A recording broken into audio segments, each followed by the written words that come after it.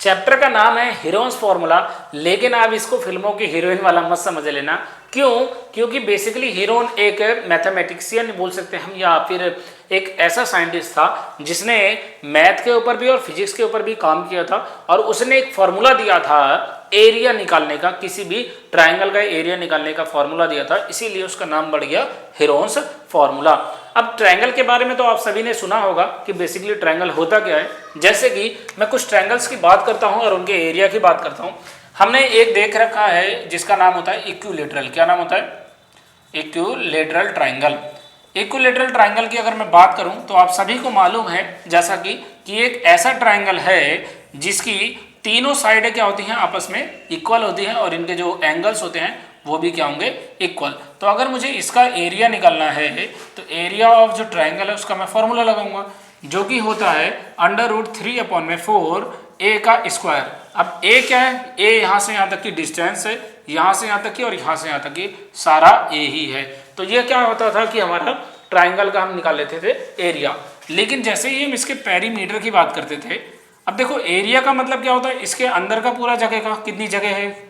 लेकिन पेरीमीटर जैसे ही वर्ड आ जाता था मतलब इसकी जो टोटल बाउंड्री की लेंथ है वो कितनी होती थी। तो पेरीमीटर ऑफ ट्राइंगल जैसे ही हम करते थे तो हमें क्या मिलता था भाई कि सम ऑफ ऑल साइड्स, जितनी साइड्स हैं उन सबको जोड़ दो।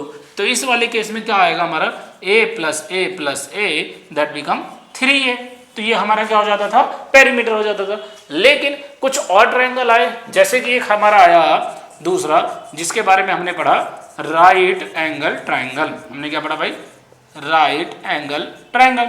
और जैसे ही राइट एंगल ट्रायंगल के बारे में देखा तो हमने क्या जाना भाई कि इस तरीके से एक ट्रायंगल होता है जहां पे 90 डिग्री बनता है, और सामने वाला हमारा होता है हाइपोटेनियस, और जिस पे बनता है एंगल उसको हम बोलते हैं बेस, और ये जो हमारी होती है इसको हम बोलते हैं परपेंडिकुलर। परपेंडिकुलर, तो ये हमारी परपेंडिकुलर हो गई। अब इसका जो एरिया निकालते थे हम, तो हम यहाँ लिखते थे एरिया ऑफ ट्राइंगल। कौन सा ट्राइंगल भाई? Right angle. कौन सा वाला? राइट, जिसका 90 डिग्री एक बने। अब इसका निकालना होता था एरिया, तो हम लिखते थे हाफ मल्टीप्लाई में बेस और मल्टीप्लाई में हाइट। हाइट लिख सकते हो या फिर परपेंडिकुलर ये लिख सकते हो। हाइट और परपेंडिकुलर सेम होता है, तो मैं यहाँ लिख देता हूँ भाई हाइट या फिर परपेंडिकुलर। लेकिन भाई ये सब तो था हमारे पास, हमने कहा ठीक है ये सब, लेकिन एक यूनिवर्सल फॉर्मूला था जो हर तरीके के ट्रायंगल का एरिया निकाल सकता था, चाहे वो इक्विलेटरल हो, चाहे राइट एंगल ट्रायंगल हो, चाहे ऐसा ट्रायंगल हो जिसकी एक भी साइड इक्वल ना हो भाई, बस ट्रायंगल होना चाहिए। तो ऐसे ट्रायंगल का भी निकालने का फॉर्मूला बताया हीरोइंस ने। क्या बताया भाई? इनका जो फॉर्मूला था वो फॉर्मूला था हमारा कि area is equal to under root में s minus a, s minus b और s माइनस c। अब यहाँ पे तुमको दो तीन चीजें दिख रही होंगी, s, a, b और c।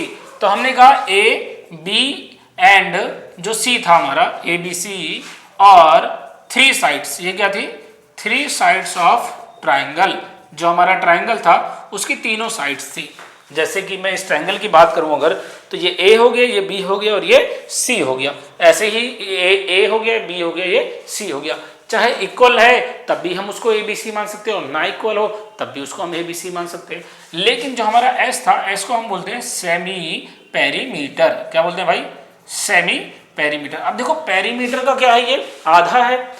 पेरीमीटर हमने पढ़ा था सम ऑफ ऑल साइड्स, उसका आधा, सेमी मतलब आधा होता है। तो s की जैसी ही वैल्यू निकालेंगे, सम कर दो भाई सारे साइड्स का, a b c सबको सम कर दिया, और उसके बाद उसका आधा दैट मीन्स हाफ कर दो। तो ये क्या हो गया भाई?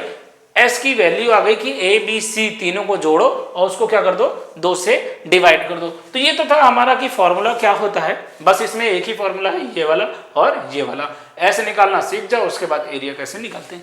अब इसको लिख लो, उसके बाद एक एग्जाम्पल करके देखते हैं कि कैसे ये फॉर्मूला लगता है और कैसे हम पेपर में इसको लगा सकते हैं। जल्दी जल्दी लिख लीजिए इसको।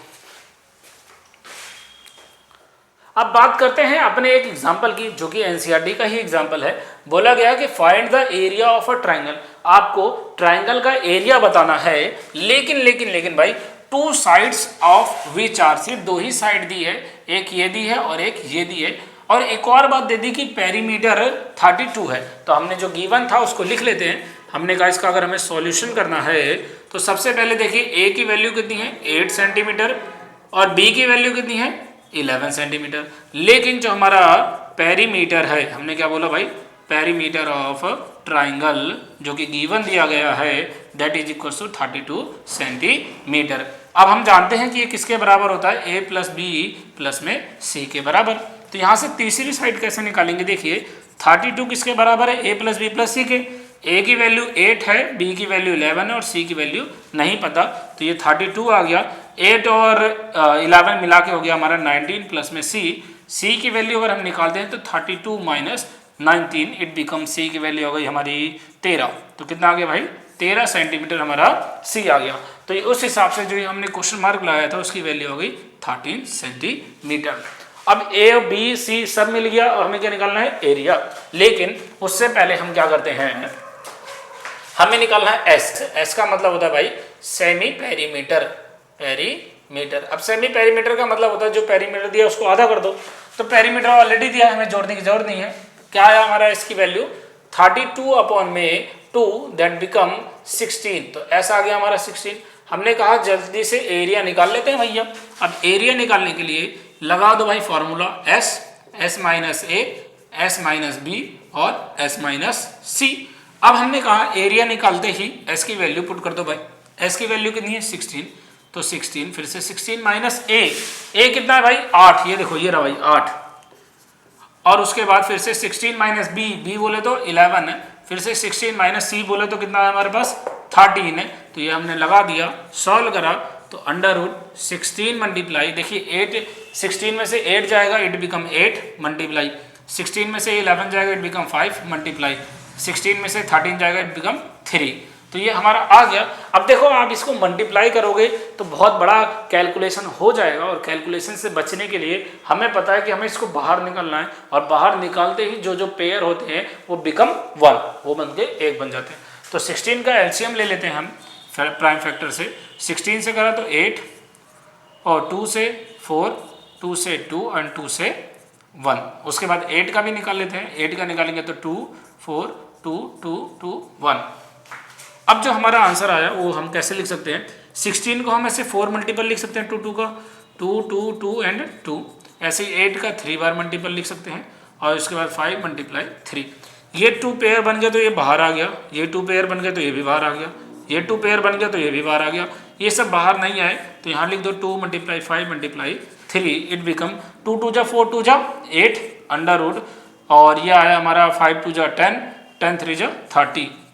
तो इसका मतलब 8 रूट 30 यहाँ एरिया है तो सेंटीमीटर स्क्वायर लगा दीजिए। तो इस तरीके से आप लगा सकते हो। देखो अब मैं इसका मल्टीप्लाई करता बहुत बड़ा आता, ऐसे पेयर लेने पे कम हो गया और 2 2 2 जा हम कर सकते हैं इजी में। तो शॉर्टकट करने में ही ज़्यादा भलाई है ताकि एक्यूरेट आंसर आए, क्योंकि हमने यहाँ पे अपना कैलकुलेशन बचा लिया।